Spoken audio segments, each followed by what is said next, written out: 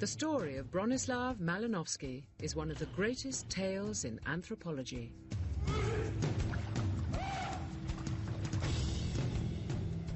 Almost 100 years ago, his short visit to some remote islands of Papua New Guinea turned into a 4-year odyssey. Here, Malinowski started a revolution in anthropology. He left behind the colonial settlements to live cheek by jowl with the natives. His experience would overturn the Victorian notion of the simple savage and transform the way we look at our own society.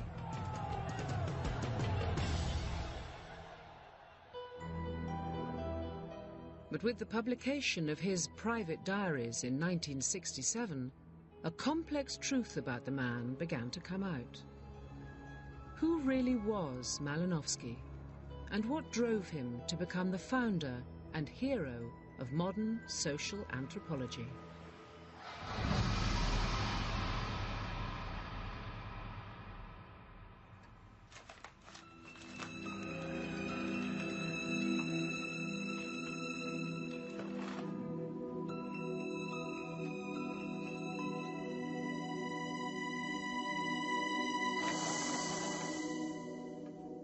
In 1942, at Yale University, some battered notebooks were found on top of a cupboard.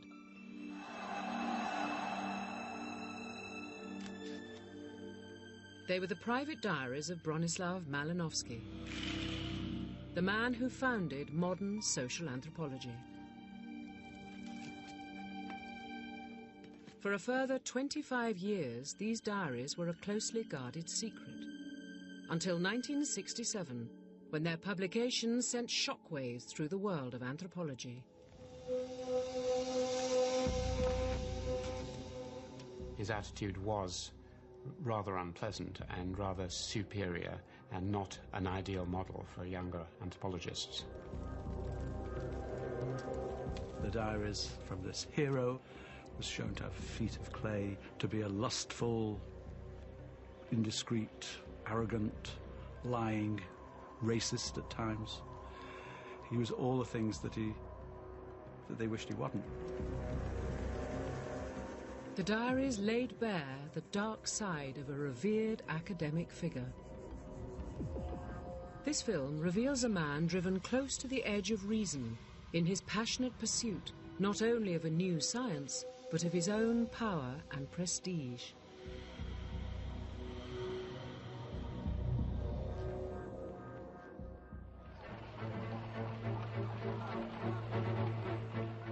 London, 1910. The bustling hub of the British Empire and the greatest city in the world. That March, a poor but well-born young Pole arrived and fell in love. My Anglomania has become something more akin to a mystic cult, worshipping at the altar of British culture. Fascinated by England's social structure, Malinowski desired to be part of the upper classes. I both admire and fear the English way of life. Its elegance and refinement. Indeed, they are the very aristocracy of the nations. A highly superior nation where one is only tolerated if one is amusing.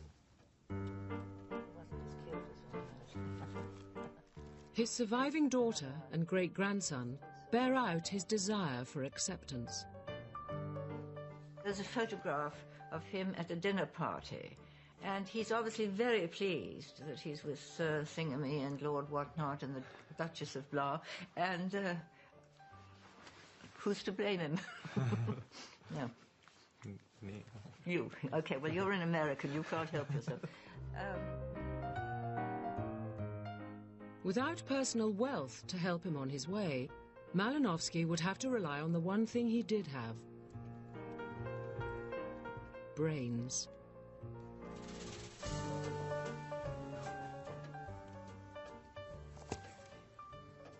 I'm determined that I shall be accepted into this aristocracy.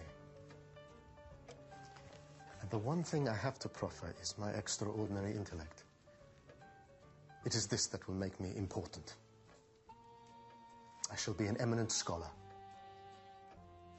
Do you think?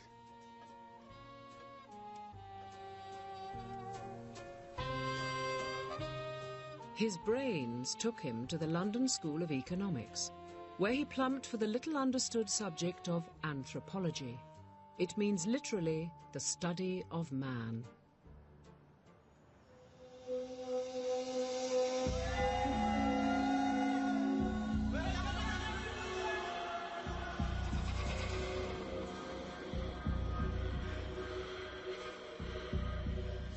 As the British Empire expanded, it encountered a world of mysterious tribes, cannibals, and curious traditions. The Victorians wanted to find a way of classifying these bizarre and exotic cultures. Collecting objects was part of that process of making sense of human variety, and the different objects that people made and used were indicative in many ways of the sorts of societies that they had. To Victorians, the people who made these objects appeared savage.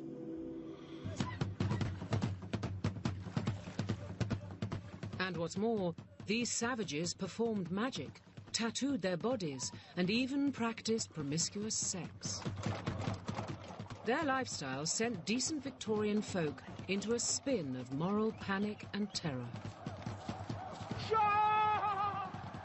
In the popular mind, a savage was someone who was at the mercy of their emotions, wasn't fully in control of their rational thought, and therefore was sort of blown hither and thither by changing emotional forms.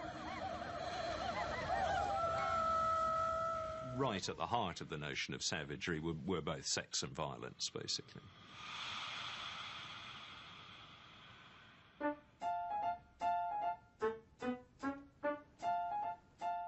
The study of these savages and everything they did was anthropology. Its experts were respectable gentlemen who considered the savage was best studied from a safe distance. These were known as armchair anthropologists, people who lived in places like London, Oxford, New York, and either didn't travel very much themselves or didn't travel at all. And what they did was, often by writing letters, was to get a whole series of accounts from travellers and colonial officials, missionaries around the world, about the customs of the people that they were in contact with. Perusing these reports in their armchairs, they formulated a theory on savage life. The usual idea was that these people were so-called primitive people. They were more or less equivalent to the most ancient of our own ancestors. And so they must represent something which is the opposite of ourselves. If we are monogamous, they must be promiscuous. If we live in homes, they must be nomadic. If we are rational people believing in all sorts of rational things, they just are completely enthralled to superstition, believing, and so on and so on. So they are the opposite of ourselves, however we imagine ourselves. Off on the trek into the heart of the Never Never, the expedition is nearing the country inhabited by the real bad men of Australia, wild blacks who have never seen a white, prehistoric beings sprung from a race said to be 500,000 years old. Savages seem to be a throwback to a prehistoric past, and their primitive societies the relics of man's march towards civilization. Almost always it was Australian Aboriginal people were seen to be at the bottom of the ladder of evolution, and then there were chiefly societies, people like the Tahitians and so on, who were part way up, and then came the state societies of the Chinese, and then laughable to us a little bit further up were other European nations like the Italians, who are said to be a bit sort of irrational and emotional, and of course right at the pinnacle of evolution were the good old rational thought. In 1910, when Malinowski began to study anthropology, it was the Australian Aborigines that were under particular scrutiny. Reports told of promiscuity, and multiple sexual partners. It was the Aborigines' apparent lack of any family structure that confirmed their place at the base of social evolution. But Malinowski wasn't impressed with this conclusion. Everyone acquainted with ethnographic information in general, and that of Australia and its Aborigines in particular, knows how ambiguous and confused it is on nearly every point. Keen to get ahead in his new line of work, Malinowski took a thorough look at all the data on Aboriginal family life. He looks at all this material, at the Australian material. He looks at censuses. He looks at photographs. He looks at descriptions of who are interacting with whom in the villages. And his research led him to a radically different conclusion.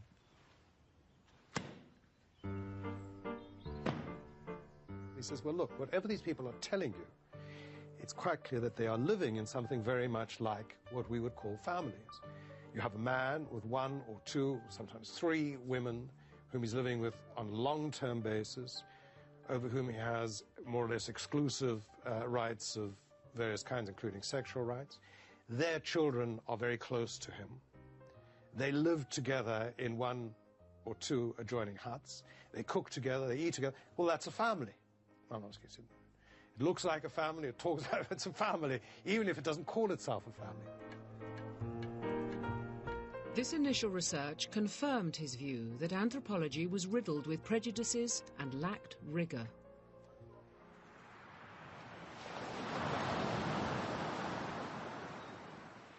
Malinowski was one of those who concluded that anthropology needed a strong dose of scientific discipline. And with a degree in maths and physics, he had exactly the right credentials. The work of scientifically trained observers, like myself, once seriously applied to anthropology, will yield results of surpassing value. So far, it has been done solely by amateurs, and therefore done, on the whole, indifferently.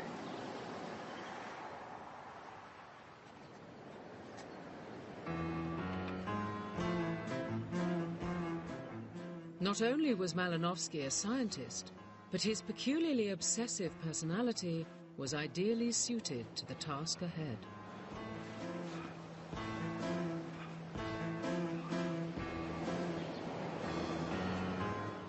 Malinowski's life was one long struggle for personal perfection, both mentally and physically. Particularly from reading the diaries, I thought that he had this really introspective side where he was, his diary, I think he saw it as a tool. He was a perfectionist for himself. Yes. Yeah. He wished to make his life perfect if he could.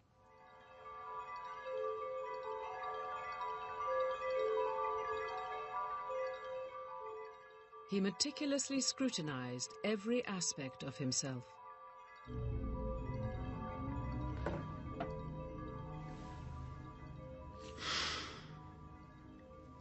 With me, the extremism in self-analysis is pathological, and it leads towards a morbid exaggeration.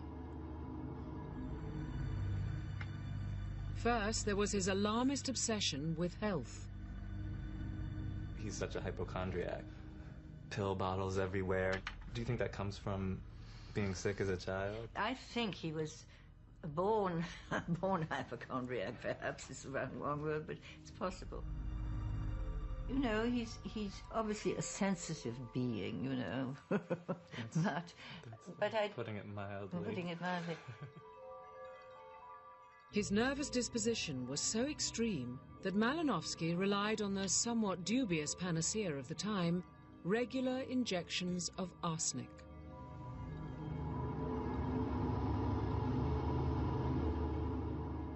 There were also the intricacies of Malinowski's complex mind. There is a craving in me for the sensational, for the abnormal. I suspect ill of others and imagine dreadful possibilities. He says on one occasion in his diary is that I have a fear of pointed objects. Stickophobia, I call it. And fur, he didn't like touching fur coats or anything like that. Velvet and anything slippery, mud. Several times a day he'd rub his hands with hot water and soap. In short, I suffer from a mania of paranoia and persecution.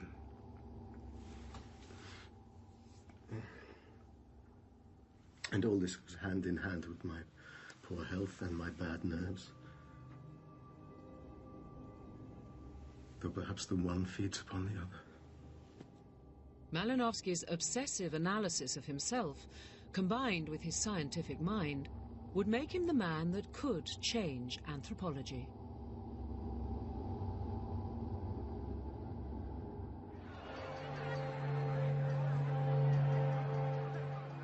By 1914, the more forward-thinking of the profession were keen on their students taking the equivalent of an anthropological gap year.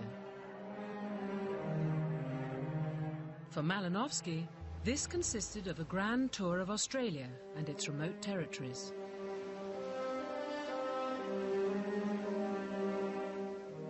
Leaving behind his beloved mother, he set off on a busy schedule with many stop-offs. After 3 months, Malinowski reached Papua New Guinea.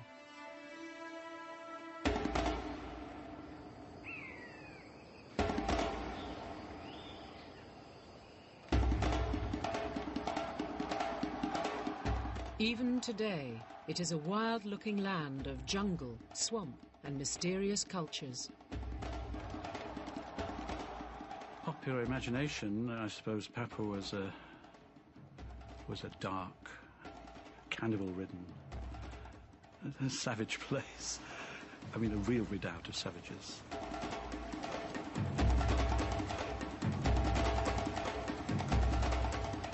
The government was always saying how difficult it was, to pacify this place. Travel writers were reporting on it as being a rather malaria-ridden, unhealthy place for Europeans, but fascinating with these colourful customs and colourful natives.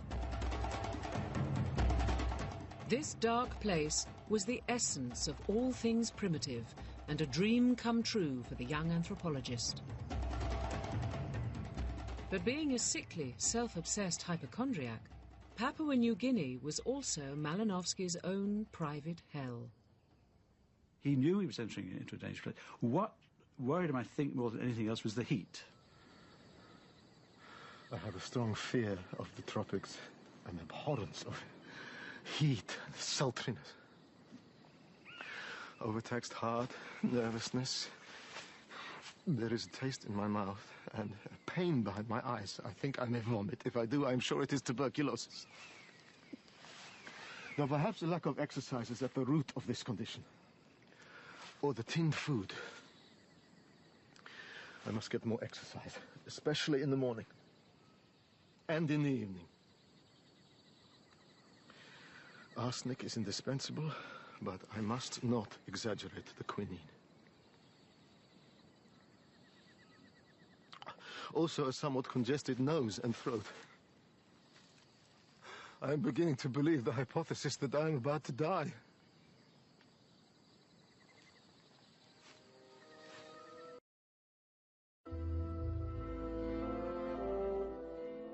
Malinowski was expected to tour around, studying a number of different tribes. But off the east coast of Papua, on the far-flung archipelago of the Trobriand Islands, he came to a crucial realization. It was an insight that would help him transform anthropology.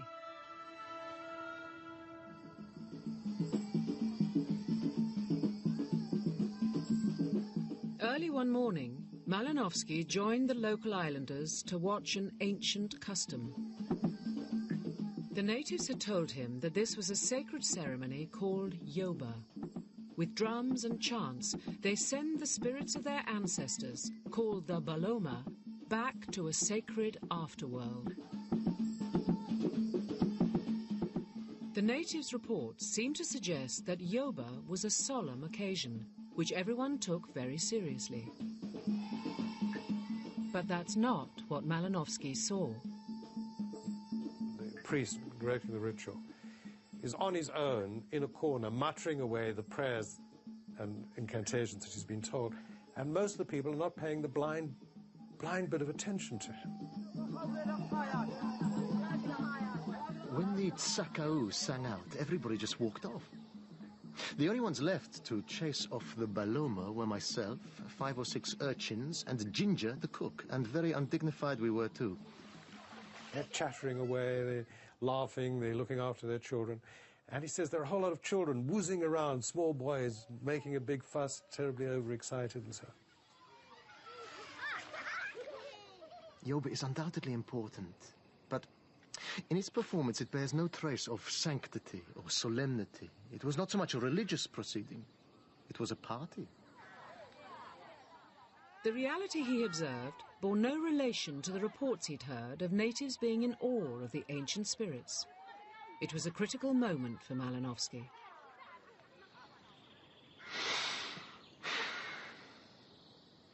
I suddenly realized, with astounding clarity, that to understand people you cannot rely upon what they say they do.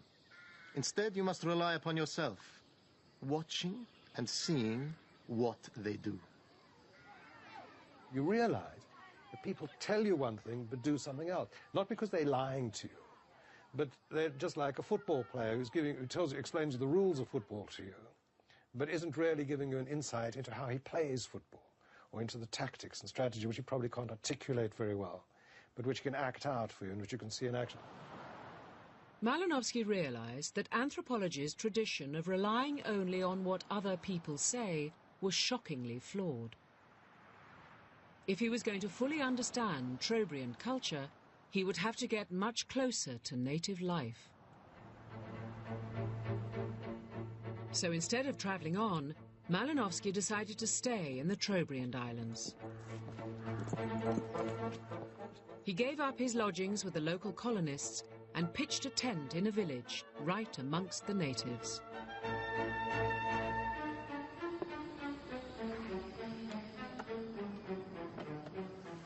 Malinowski decides to come down from the veranda, go into the village and pitch his tent there. And it's so important that because he wanted to move away from the idea of just having locals come to him to answer his set of questions, a questionnaire framed in terms of his categories, his understandings, his priorities. Malinowski wasn't just moving in, he would immerse himself in every detail of Trobriand life in order to get to the truth about their native culture. As the natives see me every day, they stop being interested or alarmed or even self-conscious in my presence. I have become part and parcel of their life. A necessary evil mitigated by regular donations of tobacco. By living with the natives and taking part in village life, I am learning the native's point of view, his relation to life, and thereby his vision of the world. From now on, Malinowski wouldn't be a mere observer. By learning the local language, he would become a participant observer. Malinowski was good at participant observation because he was such a determined, dogged character. I think he realized during his fieldwork that this was the way forward, that he had a revolutionary technique on his hands. This is going to change anthropology forever. It's going to set a completely new precedent. But what he didn't yet realize was that he'd also started his own personal odyssey. Events conspired to make this one of the longest field trips ever.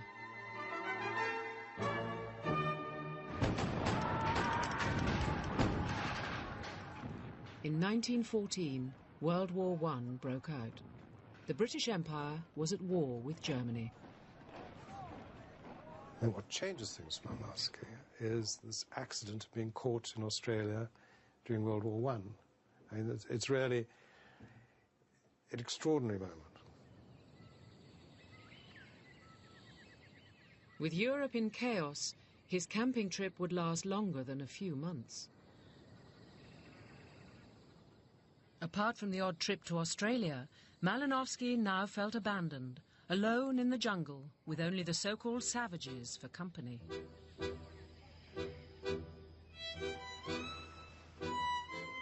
The sun is almost dipping into the perfectly still lagoon. And the woman next door has begun her wailing.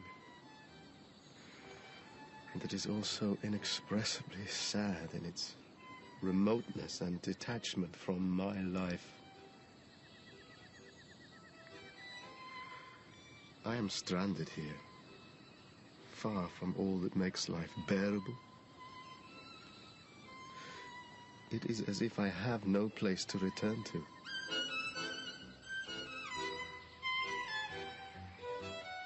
But there was an upside. This forced isolation would allow him time to really uncover the truth about Trobriand culture. And soon he was getting very close to the natives indeed. A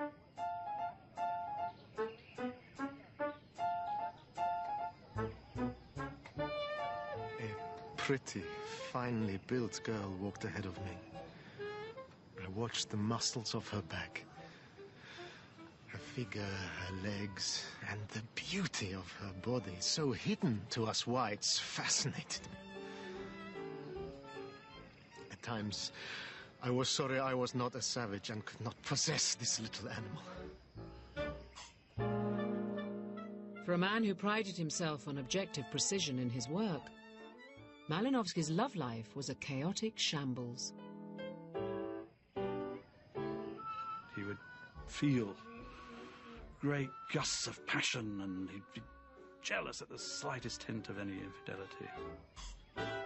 Very, very powerful infatuation, schoolboy-like crushes, if you like. He fell in love with every woman. I'm always thinking this is the one. You know, yes? Yeah, I mean, you know, the way he writes about each woman. You know, I'm in, you know, this passion, but then there's, you know, so many of them. You know, just like, which one am I talking about today? Yes. You know, and at the same time, it's like this mix of being a complete sort of lecherous fool and this romantic, you know, who's really, you know, deeply feels every relationship. This man, filmed in the 70s, remembered Malinowski's stay in his village.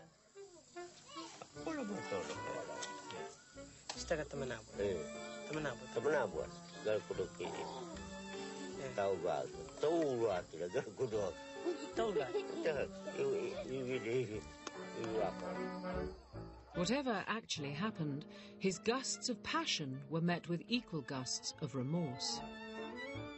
Even when visiting Australia, where he had 2 girlfriends, including his fiancée Elsie, he couldn't keep his eyes off a third.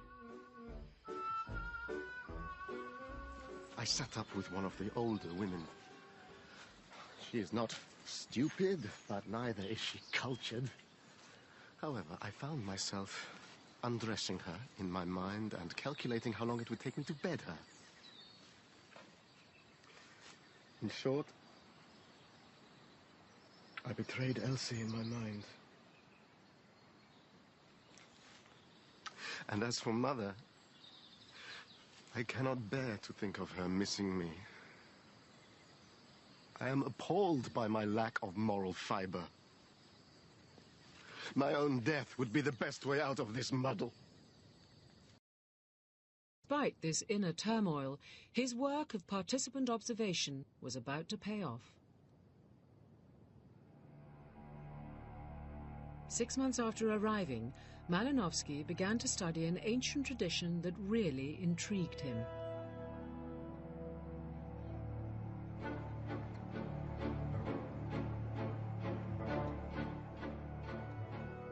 He noted that every few months, islanders would build fleets of elaborately decorated canoes as part of a tradition known as kula.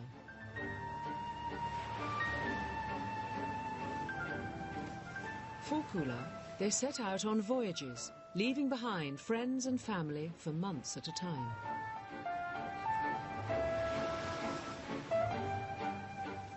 And kula voyages from neighbouring islands would be awaited with great anticipation.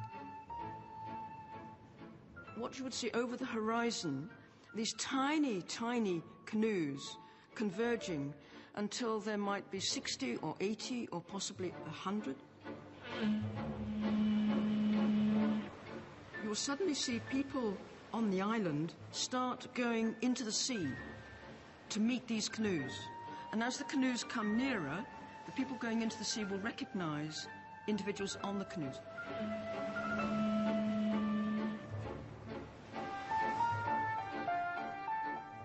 Kula visitors were treated to great feasts, attracting hundreds of locals to these celebrations.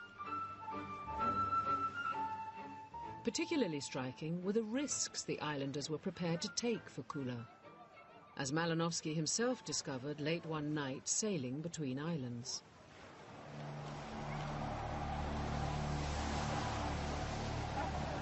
We passed very close by a coral island, the sea smashing against the rocks. The islanders were all shouting, trying to control the craft. I was terrified. I started to think of Elsie, sleeping peacefully, and that I might never see her again. Once, the crews of a whole fleet of Trobriand canoes were captured, killed, and eaten by the inhabitants of unknown villages. And let's not forget the perils of simply sailing these seas. The reefs, sandbanks, and coral rocks waiting to smash the fragile canoes. The horror of it. All in the pursuit of Kula. These islanders, it seemed, risked everything for Kula.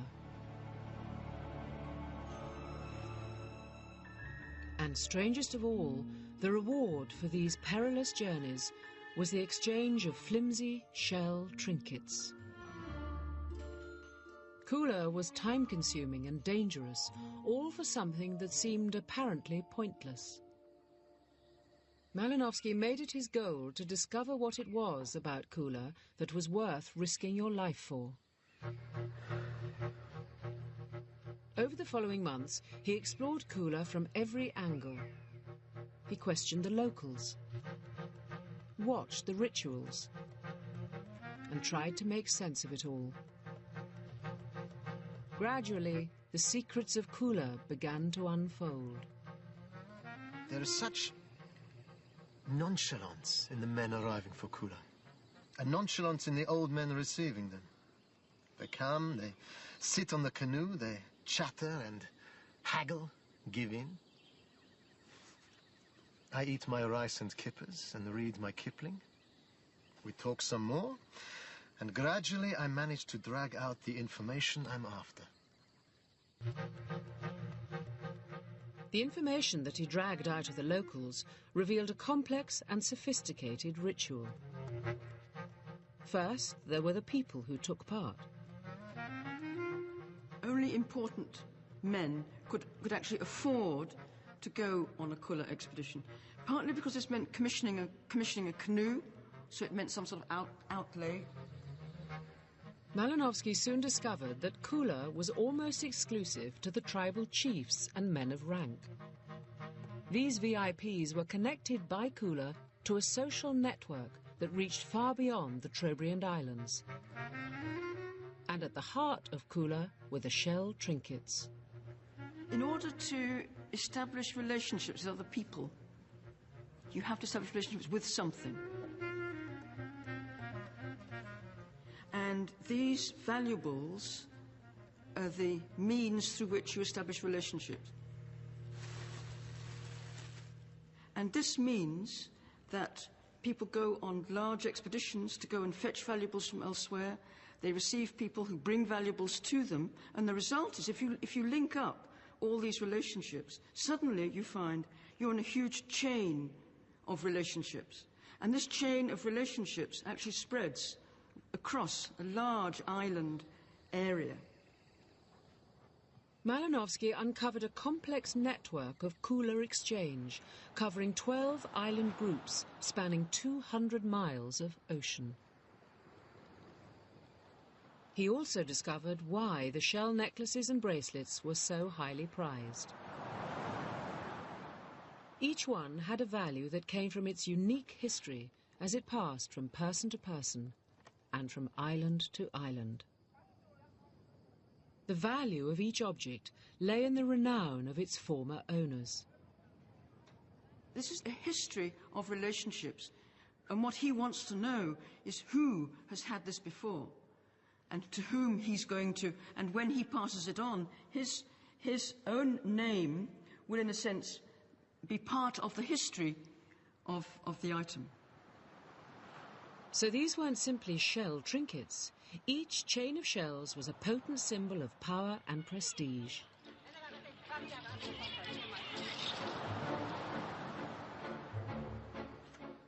Malinowski's participant observation had revealed that, far from being pointless, Kula played a vital role in Trobriand society, reinforcing the status of the rich and famous. This is quite a ranked society, and poorer people simply didn't enter into the Kula exchanges. So this was renown and prestige that were there for those who already had renown and prestige. I mean, sounds familiar, yeah. And like a trophy won in battle, owning a piece of Kula made you a hero.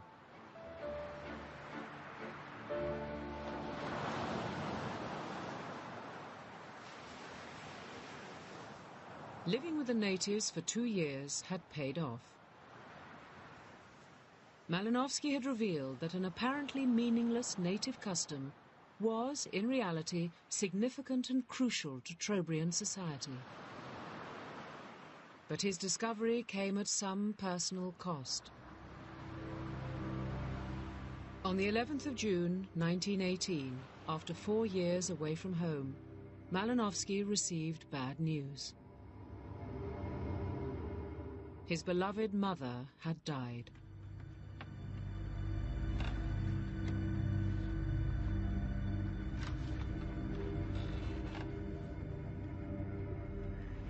I do not know how I shall live through the immediate future. My life has changed completely. I am cut adrift. The link between my past and my present is broken. My life will be forever incomplete.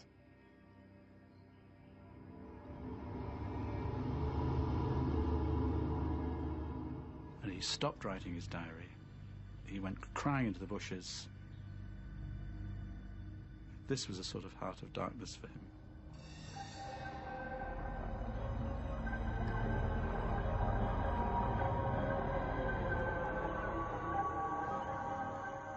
I am alone. My heart is pierced with grief now that Mother has gone. Everything is now permeated with her.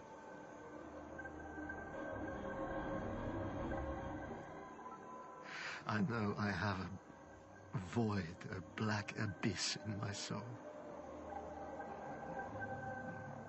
All I desire is to die. To go to Mother. To join her in nothingness.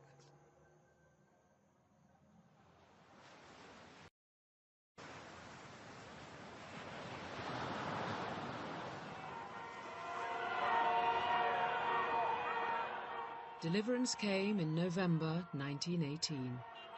The war was over. Malinowski could at last return to Europe.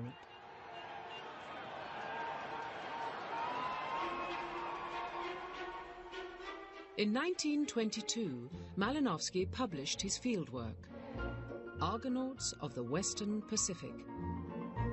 His detailed descriptions revealed a fresh perspective of the natives. These messages, they might look very different, they might live in a better climate, they might have more interesting sex lives, but they're very like you and me. Into his world, dominated by class, imperialism, and crude racial stereotypes, Malinowski introduced the radical idea that these savages were, in fact, sophisticated and rational human beings. The islanders are just like us. Conniving, manipulative, industrious. Like any Viennese businessman. And the constitution of the tribe is subject to a strict code of behavior and social niceties, in comparison with which life at the court of Versailles would seem free and easy. Malinowski's giving you a real, breathing, talking, plausible human being in place of this old stereotype savage who's just the opposite of what you are. And this plausible human being that Malinowski is giving you is not somebody you admire particularly necessarily, I think, any more than you admire your next-door neighbor, but you recognize it. You say, aha, I can see what he's up to. I can understand it. It makes sense to me, because he's rather like me in many ways. Not only were Trobrianders just like us, but behind the apparent strange native customs, their societies were every bit as complex as our own. When I returned to Europe, I visited Edinburgh Castle and was shown the crown jewels. The curator told stories about how they'd been worn by this or that king on such and such an occasion. And as I was looking at them and thinking how intrinsically tawdry they were, I had the feeling something similar had been told me of late. And suddenly, there rose before my eyes the image of a native village on coral soil, and of a brown, naked man showing me long red strings and worn-out objects, greasy to the touch. And these Trobriand Vegua valuables are cherished and revered in exactly the same way as those crown jewels, purely for the historical sentiment that surrounds them. And Malinowski went further. Just as cooler shells were equivalent to our crown jewels, acquiring them was equal to our heroic sporting victories. And he believed these cultural similarities applied right across the globe. Shamanism and magic were similar to our grand religions. Maori tattoos were like medals of achievement. Malinowski was very clever because what he did in a way was he civilized the savage and savaged the civilized. He showed that they weren't irrational, that they just had different cultural rules to ours. To many, what Malinowski was proposing was nothing short of revolutionary. Humanity was the same the world over. And he thought he could reveal why with a big new idea in anthropology.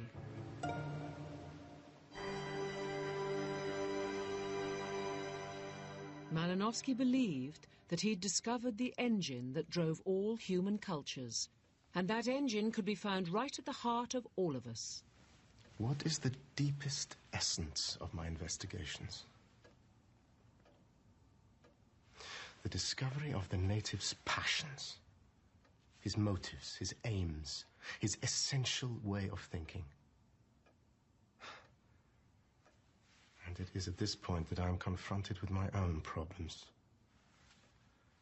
My self-analysis leads me to ask, what is essential in me?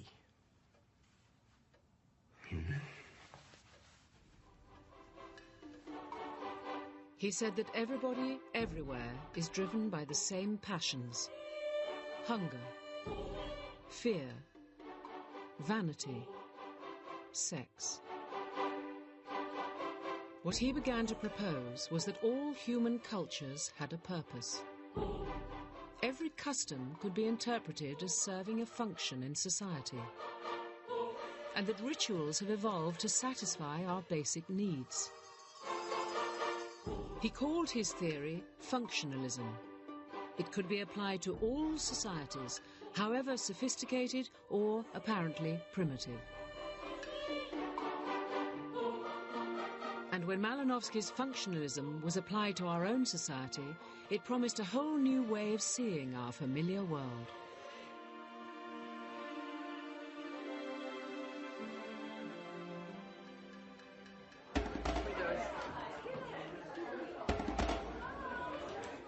Today, Sophie is 4 years old. She's having a birthday party. And I said, "Hello, Mr. Elephant." At first sight, a toddler's birthday party is just about the toddlers. It's all of them having fun, and it's about gift giving. In fact, there is a deeper social function to Sophie's party. Look, you've got some sunglasses. In fact, of course, if you look at it, there's a lot more going on. There's who's really inviting whom. and there are very clear decisions as to who is being invited on what basis.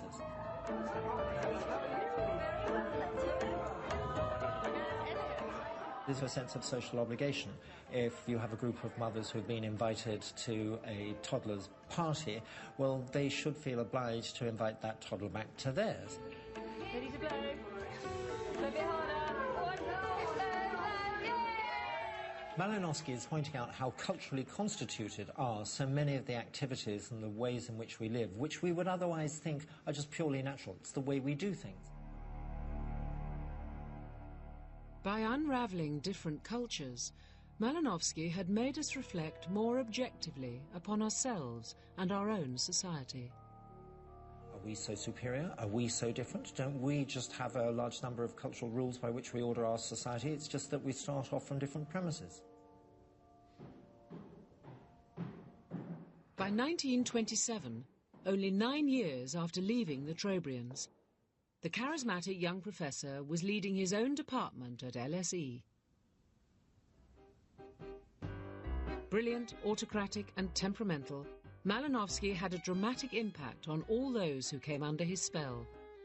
People I knew who were his students, all the men, hated him, argued with him, but were obsessed by him. And the women loved him, without exception. All his women students adored him. He used his influence to revolutionize anthropology. From now on, Malinowski introduced the new apprenticeship in anthropology. You couldn't be an anthropologist in Britain after Malinowski without going and doing a year or 2 years as a participant observer, learning the language in some pretty exotic part of the world. It became the initiation ceremony without which you were never going to be a professional. And a whole generation of his disciples spread out across the world, promoting this new anthropology. With his success, Malinowski had finally finished off Victorian anthropology. After Malinowski, there was no more of the old armchair anthropology in British anthropology. It really was like turning a switch. That was the end of it in Britain.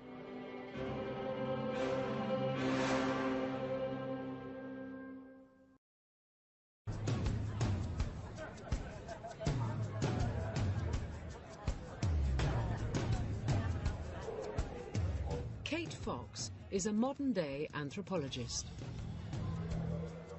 Like Malinowski, she is a participant observer, relying on total immersion in another culture. Traditionally, anthropologists are supposed to do their research like Malinowski did, in sort of remote, uncomfortable places with lots of dirt and dysentery and malaria and mud huts and so on. And I have a bit of a problem with that, because I have sort of pathetic, wimpish aversion to all that dirt and dysentery and horrible killer insects and primitive sanitation and so on. I like to do my research in cultures with indoor plumbing, and where you can get a glass of champagne or a decent cup of tea and do a bit of retail therapy when the natives start getting on your nerves, that kind of thing. So Malinowski would not approve. But anyway, participant observation method is the same wherever you use it. And essentially I do, in this culture, exactly what Malinowski was doing in the Trobriand Islands.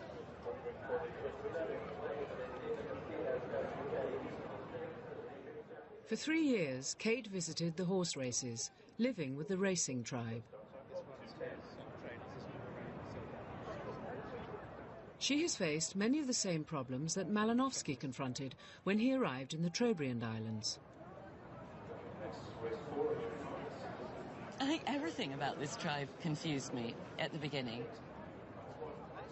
You know, you walk in here through the gates, you don't know what's going on. Everyone is apparently milling about, you know, in no particular, with no structure, no form to it, and you have no idea what's going on. But certain rules gradually became clear.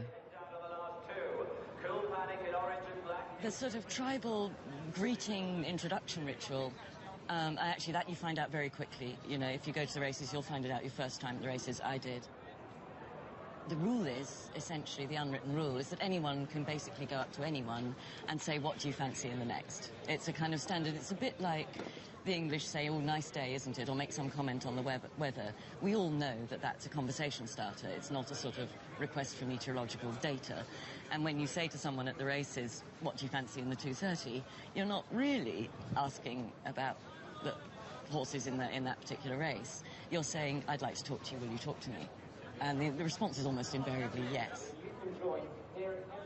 The more she stayed and watched, the more secrets she discovered.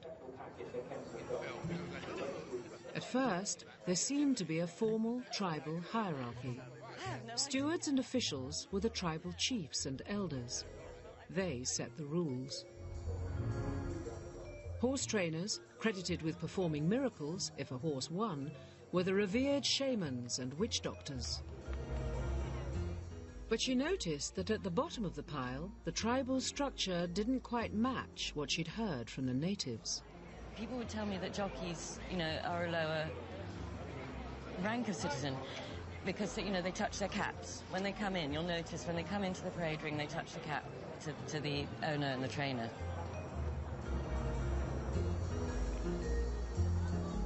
But as Kate was watching the small men in their bright silks, a different picture started to emerge. You see, I'd been told that jockeys were, kind of servants, that they were the lowest rung of the sort of owner-trainer-jockey hierarchy. But actually, when you watch them come in, they look well aware of their exalted status, and they're sort of twirling their whips and doing this kind of fanfare announcing their arrival. The owners and trainers immediately, all their attention is focused on the jockey. If you look at people's feet, all the feet are always pointing towards the jockey. Feet are the most honest part of our body because we're not aware of what we're signalling, and the owners are kind of leaning down to catch the sort of pearls of wisdom. And actually the jockey is mostly sort of uttering, non-threatening diplomatic platitudes, but his audience is riveted. Participant observation revealed jockeys were respected and admired, despite the formal racing hierarchy. In this tribe, they are, if you like, the equivalent of the young warriors, the young braves, a very special elite group. Although they hold no formal political power, their talents have a higher value than wealth or official authority. 80 years since Malinowski invented participant observation, it still has the power to reveal fresh insights into human culture. I mean, this is essentially, I think, why Malinowski is right. And you do have to spend a lot of time, because it's not until you've kind of hung out and wandered around, for quite a lot of time before you realise, you start to see the patterns in what's happening in the behaviour. And that there isn't a particular technique for doing that. It's just hanging out. I think someone's called it anthropology or participant observation deep hanging out.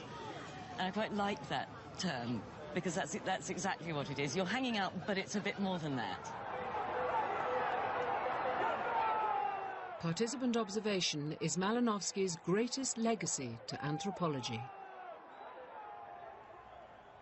You see, I relied not only on what these savages said they did, but on observing exactly what they did.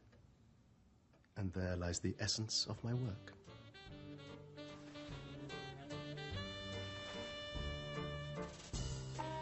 Malinowski's work brought him the status and glory he'd craved for so desperately all his life.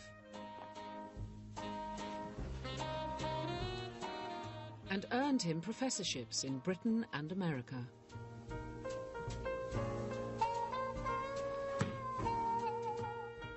Bronislaw Malinowski died an establishment figure in 1942, founder and hero of modern social anthropology.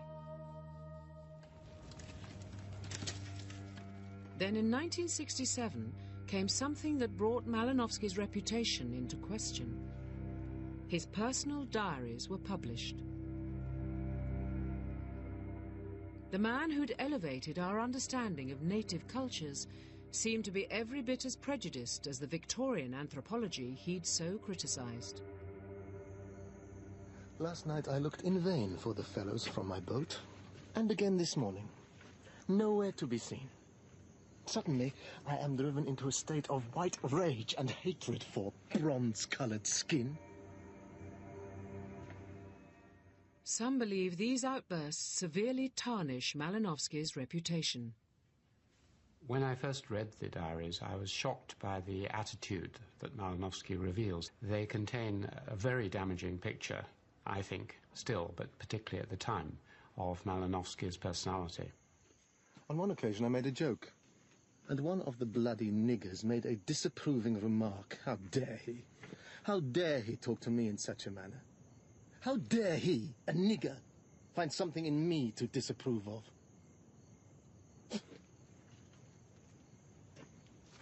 Why spend your whole life writing books and founding a discipline if you are not interested in the people you're meant to be studying? Those who support Malinowski point out that it isn't only the natives that he insults. Another way of looking at it, which is to say, Malinowski is angry at all sorts of people in this book, and very intemperate, about the Australian administrators, about his colleagues, about some of his friends. Everybody is attacked, and above all, about himself. Nobody is criticized more fully and openly and completely than himself. So Malinowski's use of intemperate language is universal. But perhaps his diaries reveal a truth at the heart of all anthropology. For all his attempts at scientific objectivity, Malinowski was, like every one of us, a prisoner of his own time and culture, with all its prejudices. Malinowski would no doubt be gratified to know that he continues both to intrigue and outrage. That one thing of which he was certain was his great significance and contribution to posterity. He really did believe that he was prophet of a whole new way of thinking about human beings. He sometimes called it the new humanism. He really did feel this was terribly important for humanity, this new thing. And a lot of his students believed it too. And it was very exciting. Because of my work, the study of anthropology, so often mistaken for mere hunting after curios, or a ramble through the savage shapes of barbarous custom, crude superstition, anthropology might become one of the most deeply philosophic, enlightening, and elevating disciplines of scientific research.